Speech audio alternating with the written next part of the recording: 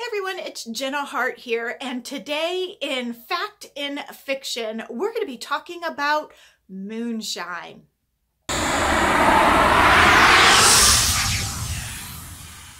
So one of the really cool things about being a writer is the research that you get to do to understand the town that you've put people in, or to understand the jobs and the interests that your characters are involved in. And a lot of times when I'm doing research, I will talk to people about what I'm trying to figure out, what I'm trying to learn about. And oftentimes I will get information or sometimes really hilarious stories about what I am looking into. And such is the case with moonshine. And I thought it would be really fun to share some of the things that I learned and what actually I ended up using in one of my books. Now, first of all, moonshine shows up in the second book of the second Southern Heat series called Meant to Be. This is a second chance at love story involving Dr. Sidney Preston, who is from New York, and Detective Mitch McKenna, who's from a small rural Southern Virginian town.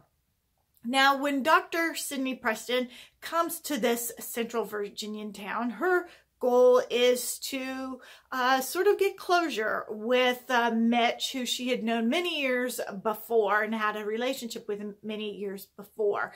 And of course, things aren't necessarily going as well as she'd like. And she has a friend from New York who says she will come down and visit her. But this friend from New York is a party girl, and Sydney is very concerned that her friend will get bored, because while New York might be a city that never sleeps, in central Virginia, pretty much in small towns, things are closed by 9 o'clock, maybe even earlier.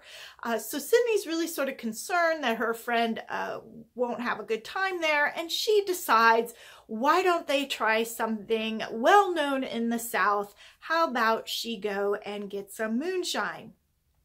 Now, there's a couple things that you need to know about moonshine. You can actually buy moonshine in the store, but it is illegal to make moonshine at home. And in Virginia, you can make wine and beer at home, but still no moonshine. Not allowed to do it. Does it still happen? Yes, of course it does. It's a tradition that's been handed down from family to family for many, many years. And in fact, I do believe there was a reality type show that followed some moonshiners in Virginia for a while. I watched a couple of those, not too many. But most of my research I did by talking to people and, of course, visiting my local ABC store, which is the other thing you need to know about moonshine and hard alcohol in general in Virginia, is that it's not something that you can buy in the grocery store. Now, I know many states regulate their alcohol like Virginia does, but I also know that there are states that you could go in and buy your vodka and your rum and all that in the regular grocery store as well. In Virginia, that's not the case. It's regulated, and if you want hard liquor like moonshine, you have to go to one of your government-controlled, what we call the ABC store. And so Sydney goes to the ABC store to get her moonshine. Now, of course, I am not a moonshine connoisseur, so I went to my local moonshine store. So I went up there and I let them know I was writing a book, and moonshine was going to come up in it, and I didn't really know anything about it. I didn't know how it tasted. I didn't know how you bought it. I didn't know what kind of bottles it looked like. And the lady there at the ABC store was very, very helpful. She took me to the section that had moonshine. Now, there are moonshines that you can get that have flavors in them. And I guess even the people who are making them in the backwoods of Appalachia sometimes might put some sort of fruit in them, the same way you might put fruit in your water or something. But I knew I wanted something that's close to straight moonshine, something that you might get in the backwoods of Virginia. And of course, we had some of those as well. But as I'm sitting there and looking at the bottles, and I'm kind of looking at the other types of liquor around it, I realized, how do you drink this stuff? I mean, is it a shot? Do you mix it with something? So I asked her, how do you drink this stuff? Do you mix it with something? And her response was, well, most people just drink it right out of the bottle. Well, I thought that was hilarious. And of course, that line does end up in the book. Just because it's a real life line, it's something I didn't know. And of course, Sydney, she doesn't know anything about moonshine either. So it would be something that they would, she might ask about, or something that would come up in the conversation.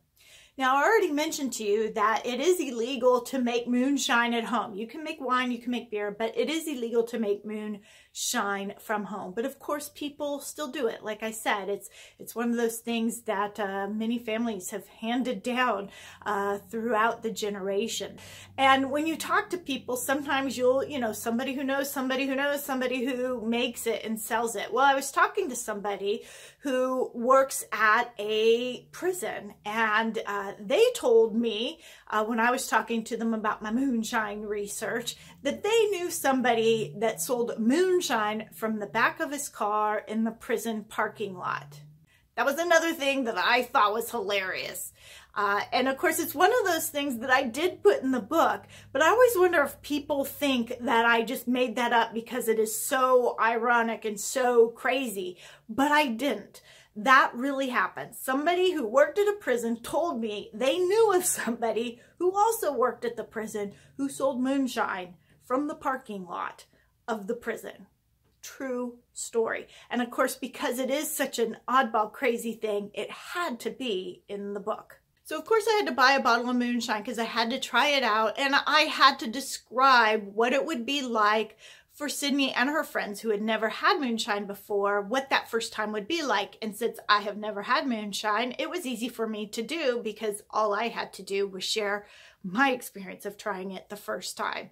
And I have to tell you, first of all, it smells like my dental office. And second, when I taste it, it tastes like what my dental office smells like. And of course, if you've read Meant to Be, you know that that's exactly how Sydney describes it as well. It is alcohol, and it is really, really strong alcohol. And of course, dental offices and other doctors' offices, they also have a lot of alcohol. Granted, it's a different type of alcohol, but it has that very strong scent. And when I tasted it, the taste was the same. I felt like I was drinking what my dental office smelled like. In the end, I did go ahead and mix it. And of course, so did Sydney and her friends. They did not drink it, at least that first time, out of the bottle. You'll find out later when Sydney learns that most people drink out of the bottle that she goes ahead and tries that. But you have to read the book to figure out when that happens and what happens when she does. So those are some of the interesting things that I learned about moonshine, some of the stories that were told to me when I was talking to people about moonshine that I knew I absolutely had to put in a book. Now, if you have a friend that's a writer, it means you need to watch what you say, because the things that you say and do may someday end up in a book. Now, if you want to know more about moonshine and how I used it, you can check out Meant to Be, which is the second book in the Southern Heat series. In fact, you might want to check out all books in the series. They all have a northerner from New York with a southerner from my made-up town in Central Virginia, and they are romances. So if that's something you like to read, I hope you will go ahead and check them out. If you like this video, I hope that you will like it and subscribe to my channel.